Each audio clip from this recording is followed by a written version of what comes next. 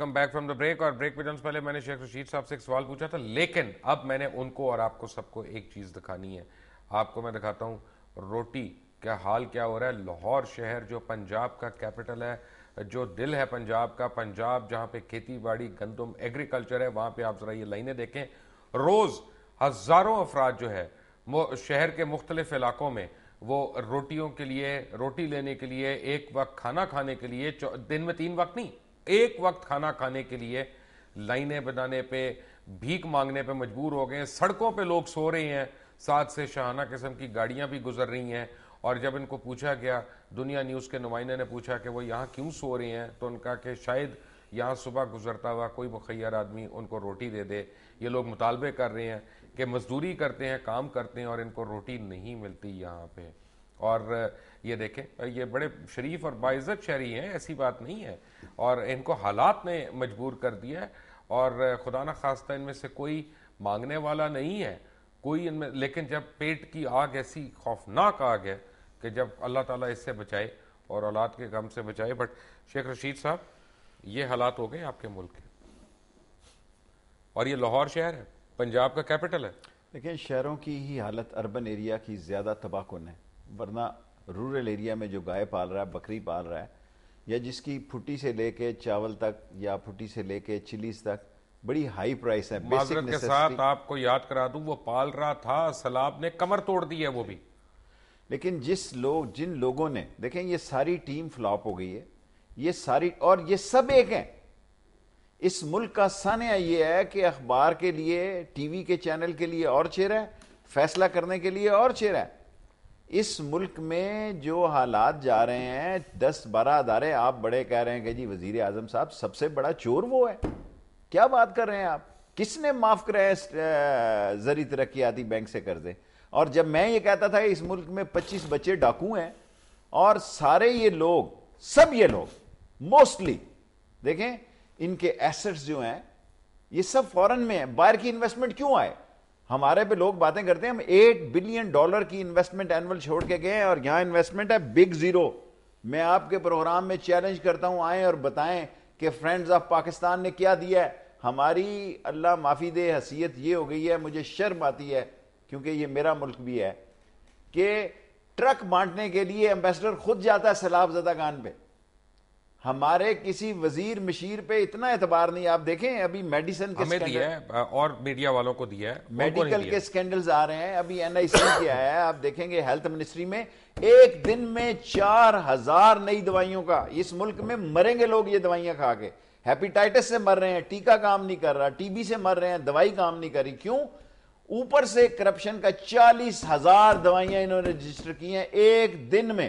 اتنا بڑا پلندہ کی فائل کو ہے, ایک دن میں انہوں نے 4,000 دوائیں, اور ڈرگز کی دوائیاں, اینٹی ڈرگز کی ہیں, اس کے سارے پرمٹ کوٹے انہوں نے بانٹے ہیں.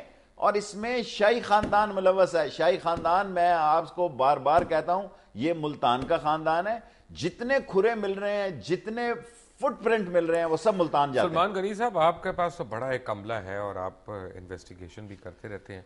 وزیر اعظم کے جو بچے ہیں ماشاءاللہ, انہوں نے اتنی کم عمری میں اتنا بڑا نام کما لیا ہے, کیا اس میں کوئی صداقت بھی ہے؟ میرا نہیں خیال. دیکھیں بات یہ ہے کہ شیخ صاحب پرائم منسٹر کو کہہ رہے ہیں, انہیں چھوڑ گئے جنہیں پاکستان کی عدالت عظمیٰ نے NRO پہ مرد الزام ٹھہرایا. بات یہ, ہمیں بات کھلی کرنی چاہیے. پرائم منسٹر, دیکھیں جمہوریت کا حسن یہ ہے, شیخ صاحب وزیر رہے ہیں, کئی دفعہ الیکشن جیتے ہیں, ایک خوف تو ہوتا ہے کہ واپس جانا ہے, کچھ نہ کچھ کرتے ہوں گے. دیکھیں ہم جب دوسرے ممالک کا ذکر کر رہے تھے, بھی کرغزستان کا, ویسے یہ خوف نہیں, میں نہیں ایگری کرتا. اس کی وجہ ہے کہ یہ خوف اس کو ہے جو اپنے حلقے سے خود لڑکے آ رہا ہے. جس نے میاں نواز شریف کے نام پہ ووٹ لینا ہے, یا جس نے بے نظیر بھٹو صاحبہ کے نام پہ ووٹ لینا ہے, اس کو کوئی خوف نہیں. میں ایک اور بات کہنا چاہتا ہوں, یہ 6-7 بندے ہیں, باقی سب ڈیبیٹنگ کلب ہے. جناب میں تو پھر اس سے آگے بڑھ کے کہہ دیتا ہوں, پاکستانی پرچم کو چھوڑ کے اس پرچم کے سائے تلے یہ سب ایک ہیں.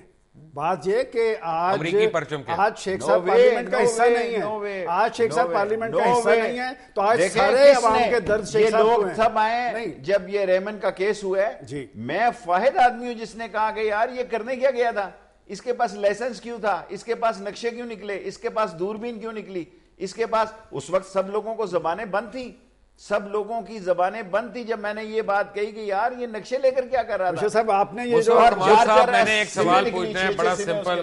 سید مصطفیٰ کمال صاحب بات یہ ہے کہ آپ کو میں نے روٹی کا بھی حال دکھا دیا, لاہور شہر کے اندر آج کی تاریخ کے اندر ریکارڈ ہوا ہوا یہ حال آپ کو دکھایا ہے کہ ہزاروں لوگ جو ہے ایک روٹی کے لیے ترس رہے ہیں. اب آپ ملک میں انقلاب دیکھتے ہیں کہ خانہ جنگی. ہماری ایک پرابلم ہے ایکچولی. پرابلم یہ ہے کہ یہاں پر ہم سب کو ایک ہی لکڑی سے ہانکتے ہیں اور اپنے تبصرے میں یہ بڑا آسان ہے کہنا کہ جی سب ایک ہیں, سب ایک جیسے ہیں. ایسا نہیں ہے, سب ایک جیسے نہیں ہیں. اور میں کم سے کم اپنی پارٹی کو, اپنی لیڈرشپ کو اور اپنی تمام جو بھی ہمارا حلقہ باب ہے ہم اسے ان سب لوگوں میں شامل نہیں کرتے. اگر ایسا ہوتا تو اس پاکستان میں ہمیں اگینسٹ دی ٹائیڈ سوئم کرنے کے چکر میں, سسٹم کے اگینسٹ جدوجہد کرنے میں ہمیں 15,000 لاشیں نہیں اٹھانی پڑتی. یہاں پر ہم نے قربانیاں دے کر آج ہم یہاں تک پہنچے ہیں اور اسی وجہ سے پہنچے ہیں کہ ہم نے سسٹم کے اگینسٹ یہ لوگ آج انقلاب کی جو لوگ ٹی وی پہ باتیں کر رہے ہیں, قائد تحریک الطاف بھائی نے انقلاب ہی سے شروعات کی ہے تمام چیزیں. اور اب میں آپ کو یہ بتانا چاہتا ہوں کہ دیکھیے ایسا نہیں ہے. ریمنڈ کی آپ بات کر رہے ہیں, کون سا لیڈر ہے جس نے عوامی جلسے میں آ کر لاکھوں کے مجمع میں آ کر کہا کہ اگر ریمنڈ کی اگر آپ ایک دوسرے کا جواب دیں گے تو میرا سوال تو رہ جائے گا نا, انقلاب یا خانہ جنگی یا بغاوت, کیا آپ دیکھ رہے ہیں؟ نہیں, آپ اسے نام تو کوئی بھی دے دیں لیکن اب دو چیزیں ہیں آپ کے ہاتھ میں, آپ کے پاس اب آپشنز رہ نہیں گئے. اگر آپ کو پاکستان کو چلانا ہے, پاکستان کو آگے بڑھانا ہے, تو آپ کے پاس اب ایک ہی طریقہ کار رہ گیا ہے کہ آپ یہ نہیں کہ ایک پارٹی کو ہٹا دیں. آپ میں نام لے کر بولتا ہوں کہ ایک پارٹی جائے گی تو دوسری پارٹی آئے گی. لوگ ہمیں کہتے ہیں کہ یہ حکومت کیوں نہیں چھوڑ دیتے, تو اس سے کیا ہوگا کہ جی زرداری صاحب چلے جائیں گے تو نواز شریف صاحب آ جائیں گے. تو نواز شریف صاحب نے آ کے کون سا جو ہے وہ بڑا یہاں پر جو ہے وہ سسٹم چینج کر دینا ہے. ہم تو سسٹم کے اگینسٹ کام کر رہے ہیں. ہم تو سسٹم ہے پاکستان کا, جب تک یہ چینج نہیں ہوگا تو آپ کے پاس اب بہت آپشنز رہ نہیں گئیں. یا تو آپ پاکستان چلا لیں یا بچا لیں. دیکھ لیں بلوچستان میں کیا کنڈیشن ہے, خیبر پختونخوا میں ہے, پنجاب کی کنڈیشن آپ بتا رہے ہیں. پرابلم یہ ہے کہ ہر آدمی یہاں پہ ہر آدمی جو ہے نا ہمیں یہاں پہ چاہے اوپر سے اوپر ہو, بڑے سے بڑا ہو, چاہے چھوٹے سے چھوٹا ہو, ہمیں کوئی کسی نہ کسی فارم میں دھمکی ملتی ہے. میاں نواز شریف اور آج احتجاج ہونے والا ایک نرسوں کا, ان دونوں کی آپ کو میں ایک جھلک دکھاتا ہوں.